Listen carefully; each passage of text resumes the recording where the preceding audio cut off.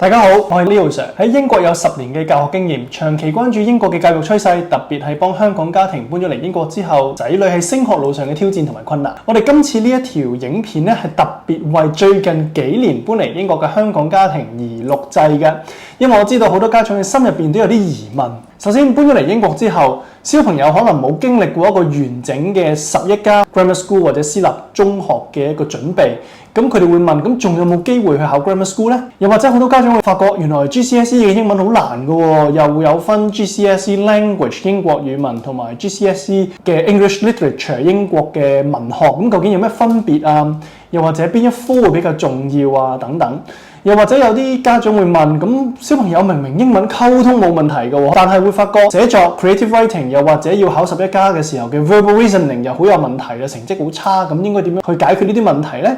咁如果呢啲問題正正就係你煩惱嘅，咁呢條片你一定要睇到最後，因為我哋將會介紹一個專為香港家庭而設嘅升學講座。第一部分11家嘅 grammar school 考試其實一直以嚟都係英國最具競爭性或者最難考嘅入學考試之一嘅。從2025年開始，英國私立學校正式被加收20% 嘅 VAT 增值稅，咁令到好多原本諗住考私立學校嘅家庭咧，就紛紛去轉戰 grammar school 啦，意味住 grammar school 11家考試嘅競爭會進一步升級，因為基本上名額係唔會變嘅，但係報考人數咧未來係將會增加㗎。咁如果香港移民咗去英國嘅家庭冇長期嘅準備嘅話，咁應該點樣突圍而出呢？例如有啲 grammar school 會考到嘅 creative writing， 咁點樣先至為之寫得出色呢？ Comprehension 亦係必考噶啦，你唔係淨要睇得明咁簡單，而係點樣去精準作答先至可以攞到高分呢？又或者你考某一部分嘅學校係需要考 verbal reasoning 噶，亦都係香港小朋友最弱嘅一環，因為佢哋喺香港冇學過，咁點樣可以快速提升呢？咁呢一連串嘅問題，我哋都會解答到嘅喺個升學講座入邊。嚟到第二部分啦，咁 GCSE 嘅英文，除咗11家考試之外，好多家庭搬咗嚟英國之後，最容易低估嘅另一個挑戰，其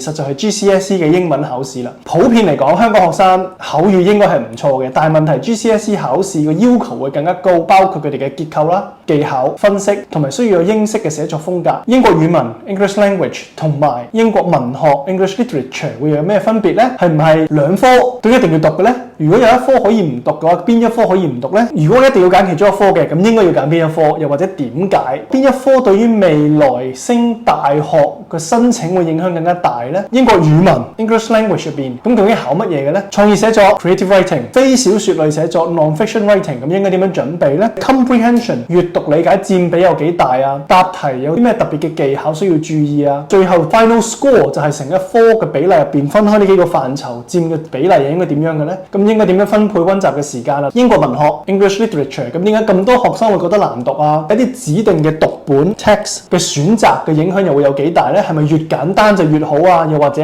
要揀一啲經典嘅會比較有用啲、吃香少少呢？點解咁多學生都會喺 essay analysis 同埋 literacy techniques 呢一部分會失分呢？咁大學嘅 admission officer 會唔會特別去睇 GCSE English Literature 嘅成績呢？一連串嘅問題，我哋都會喺呢個講座入邊一一解答嘅。第三部分我哋會講下呢個 Sutton 教育講座嘅詳情。如果你同我一樣都覺得呢啲問題好值得去深入了解嘅話，咁我哋誠意邀請你親自去參加我哋呢一次喺 Sutton 嘅教育講座。5月17號將會係星期六下晝嘅2點至4點，場地就係 Gym Park Farm Primary Academy， 佢會喺 Sutton 入邊。另一方面需要注意嘅就係，由於 Safeguarding 嘅原因，所以今次唔開放俾小朋友嚟參加呢個講座，只能夠開放俾家長㗎。咁希望各位家長係理解。至於講座主題，我哋係會圍繞11家同埋 GCSE 嘅英文，亦都包括咗英國語文同埋英國文學，講下呢兩個考試嘅一啲攻略。如果你報咗名，而且亦都會出席嘅家長嘅話，咁你係會攞到一啲試卷。最重要嘅係我哋嘅 Academic Director Matthew 老師詳細話到俾你知，你應該點樣去攞分，亦都會係有個 work solution 參考答案俾家長帶翻去俾小朋友參考嘅。因為呢啲 work solution 可以俾你知道每一題應該點樣去拆解，點樣答